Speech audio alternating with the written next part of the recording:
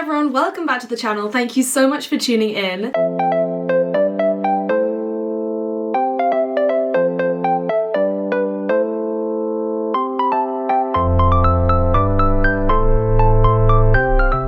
In this week's vlog, I'm going to be talking about race recovery, specifically marathon and ultramarathon recovery. We are in marathon season, very excitingly, and I know a bunch of you guys are doing things like the London Marathon, and I have also just come back from doing 2 races back-to-back, 5 days apart. I did Barcelona Half Marathon where I got a PB, and then I also did Transgran Canaria 48 kilometers, which is technically an ultramarathon, and I had to recover really quickly between those 2 races. So a lot of you over on Instagram were asking, how is it best to recover from these races? And so I thought I would do a vlog on exactly that. So we all know that running a big race can take considerable physical and mental reserves, but doing the right things for recovery is the difference between taking a couple of days to recover and taking a month to recover. There are lots and lots of things that you can do right, but there are also, unfortunately, lots of things that you can do wrong. And a lot of this will be down to personal preference. I'm going to go through all the things that are commonly recommended as the best things for recovering after a race. And hopefully, if you have a little bit of play around with these sorts of things, then you'll figure out what works for you as well. So when you look at the scientific literature, the strain on your body tends to be split up into 4 separate parts. And I find these quite helpful to think about, even though when you look at recovery, it tends to be, if you're doing one thing that's good for one, then they tend to be good for the rest of them as well. But those things are muscle damage and fatigue, cardiovascular strain, immunological response, so you may have heard that you are 6 times more likely to get the common cold after running a marathon, for example, and then also mental fatigue. And like I said, the good thing is that if you're doing something that's good for one of those things, it tends to be good for the others as well, but I like to think about them kind of as a holistic collection of things that you're trying to improve after a race. So your recovery from a race actually starts before the race itself. I think probably you already know that you have to start a race well fueled and well hydrated. That doesn't just mean water, it also means things like electrolytes. It is now recommended that you just drink to thirst before and after a race, but I do find it really valuable to be starting a race as well hydrated as I can be. And that's not just morning of, or specifically it's not morning of, it's in the few days leading up to the race. And the reason it's so important to start at a good stage is that you get depleted of all your resources when you're running things like a marathon or an ultra marathon, and the lower levels that you start on, the worse it's going to be by the end of the race, because you just physically can't take on enough food, for example, when you're running a race to replace what is being depleted. So start really well hydrated, start really well fed, and that doesn't mean, you know, we all know about carb loading, that doesn't mean gorging yourself in the day before a race, but it does mean making sure that you're on top of eating enough food before you actually start the race itself. Now, there's also evidence to suggest that the more you eat during a race, the better your recovery will be after that race. And I know a lot of people struggle with eating in a race itself, but it's something that you can practice in training. So if you've not done your race yet, make sure that you are practicing taking your gels or flapjacks or bananas or whatever it is that you like to eat during a race. Make sure you're practicing that in training so that when you actually get round to the race itself, you're not going to be hitting the wall at kilometer 30, because it is the most horrible, painful thing to happen, and it is actually quite easily avoidable if you've practiced in advance. So you want to be having a good amount of carbohydrates during the race. You don't necessarily have to count, but if you're taking gels, a gel every 20 to 30 minutes tends to be pretty good. I take a gel every 20 minutes when I'm running a faster race, and then when I'm doing things like ultra marathons, I will eat things like flapjacks and sandwiches and much bigger fuel, but just less frequently. When you're an elite athlete, you're probably going to be taking on a huge amount of carbohydrates during the race, but for us mere mortals, if you're looking at 60 grams of carbohydrates per hour, that is pretty good. But if you can practice taking more, then all the better. When you look at the evidence, you can have up to 140 grams of carbohydrates per hour, and that is only going to improve your recovery after the race. And that's because you're not depleting your muscles' glycogen stores quite so much, and you're replenishing them at a much better rate. So just something to think about before you actually go into the race itself. After the race, your stomach will probably be doing bits. If you're anything like me, you know, you might be struggling a little bit with eating straight after a race, especially if you've had a million gels during the race itself. But one of the best things that you can do for your recovery is make sure that your nutrition is on point after the finish line. Quite a lot of races, they will have bananas at the finish line. They are fantastic for recovery, so take one of those, eat it if you can. And then also, in an ideal world, you'd be looking at 3-to-1 ratio of carbohydrates to protein to replenish your muscle stores of glycogen and also start that recovery process. Obviously, probably pizza is going to sound more appealing than a 3-to-1 carb recovery drink, but if you can get both in, then that is even better.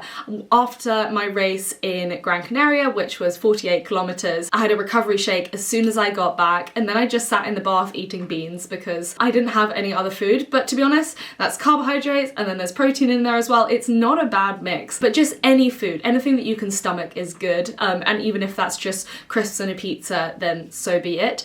More food is better than less food. So then we move on to things that should be after the race, so the day after the race, 2 days after the race, and you're looking at things like massage and compression garments. If you are a massage fan, maybe hold off having a sports massage. There's a bit of conflicting evidence around this, but obviously because your muscles have these micro tears, they are very fatigued. Having something as intense as a sports massage may actually contribute to further damage to your muscles. So if you are going to have a massage, just make sure it's pretty light. I had a massage 2 days after Barcelona Half Marathon and I found it helped massively, but I only had a really light one. I didn't do anything intense, and it doesn't have to be painful to still have benefits. One thing that I have found to be even more beneficial than a massage is compression recovery boots. So I have these pneumatic inflatable boots from Current Body, and they are the best thing since sliced bread. So what they do is the different chambers in it inflate, and they basically move your blood around your body,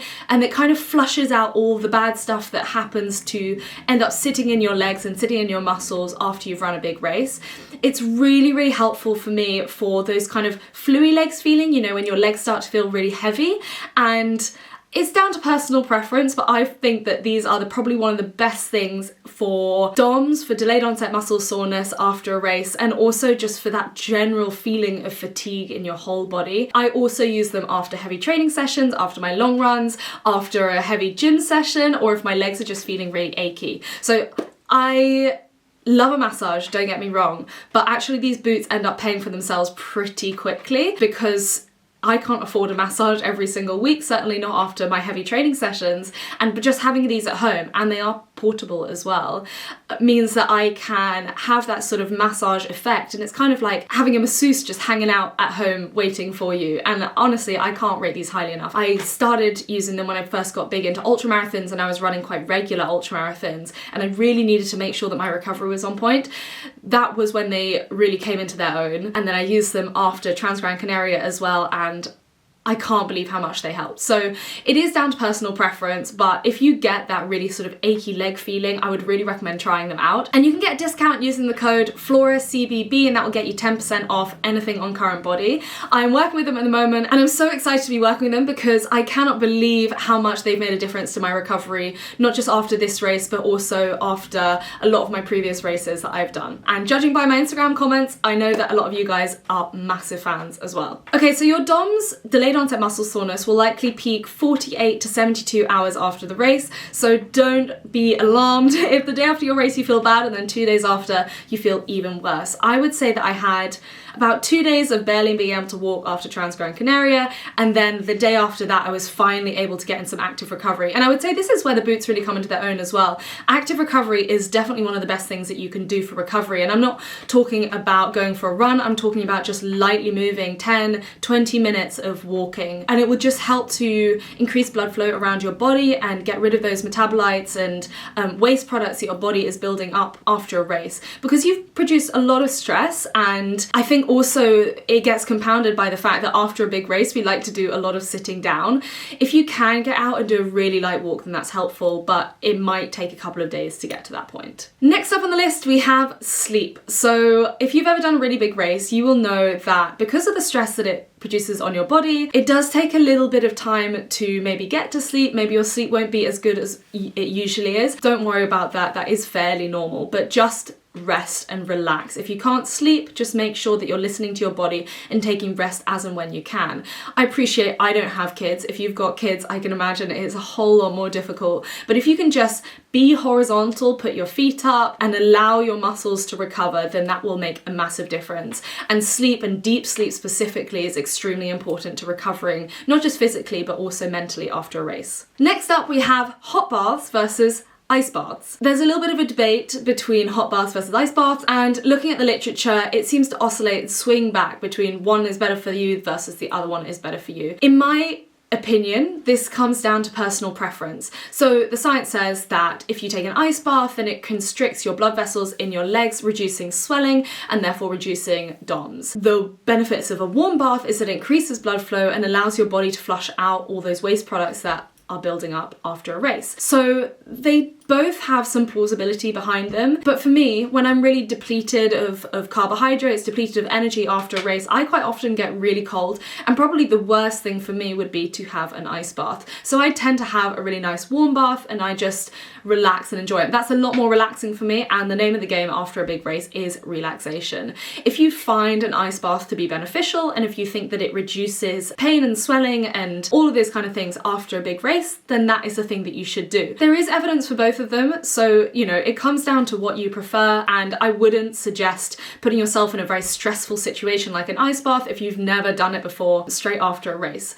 Having said that, I've done some really hot races where just running into the sea or a lake afterwards has been super nice, and that's been really chilly, but because I'm very warm and because I'm relaxed in that situation, it tends to be more beneficial. So I just wanted to settle the score on that one. Don't do one because you feel like it might be better than the other. Do whichever one you think is beneficial for you. Again, with things like muscle relaxation, so there isn't a lot of evidence either way for these, but I find a bubble bath with that kind of muscle relaxation oil stuff, that is really helpful for me for relaxing, and like I said, relaxation can only be a good thing after a race. So again, do whatever you think is best for you. I like all the gadgets and gizmos, and I think that they really help me. It's potentially a perceived benefit, but if it's a perceived benefit and it allows you to get on with your day and allows you to get on with your week, then that's only a good thing. Okay, just two more things that are related to your recovery after a marathon, and that is taking a proper break off running. There is this idea that once you're most of the way recovered, you should just go out and do another run. And while if you're a highly trained athlete, then that's probably going to be some really good active recovery. For the vast majority of us, your muscles are still recovering and your body internally is still recovering a while after a race, and heading out for a run, even if it's quite a short one, could still be detrimental. In my experience, taking more recovery is better than taking less recovery. You're more likely to feel motivated to get back to running afterwards, and also feel more positively about that running when you do. So the general rule is to take a full day off for every 10 kilometers that you've completed. So if that is a marathon, then that is 4 and a bit days off entirely. But there's no harm in taking a full week or a full 2 weeks if you feel like you need it. I got back to running 6 days after my ultra marathon and I felt really good, but I have done that distance 12 times before, so my body is quite used to the strain. Having said that, I did 2 runs back to back and then I felt completely exhausted, so I now won't be running for a few more days. And that takes me to my last point, which is listen to your body. There is a lot of science on recovery, but there's also a lot of conflicting science, and probably the reason for that is that different things work for different people. It's all well and good doing a big scientific study to get these overall trends, but what works for you might be different to what works for someone else. There are obviously some overarching things that are going to help everyone, like good nutrition, like good hydration, including electrolytes, and like good sleep, but when it comes down to the more nitty-gritty things, that is really down to personal preference and also experience. And as you improve as a runner, as you do more races, you'll figure out a lot what works for you and what doesn't work for you. For example, I know that sports massages don't work for me unless they are a good 5 days after a race. I know that the recovery boots work really well for me even straight after a race. These are things that I have experienced through doing all these different races. While I can give these recommendations, it really comes down to personal preference for you.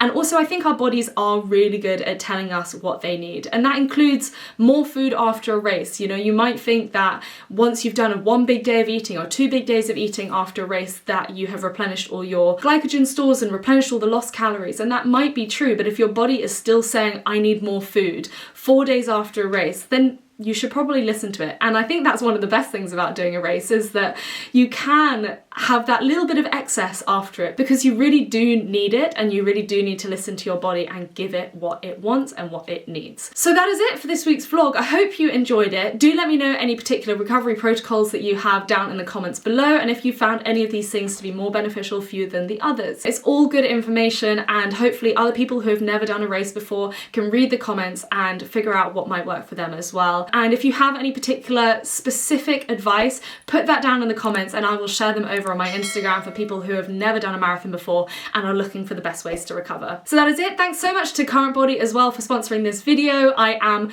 massively obsessed with their boots, so it was very exciting when they reached out to work with me, and I hope if you get them that you really enjoy them. Thanks again for watching, and I will see you next time. Bye!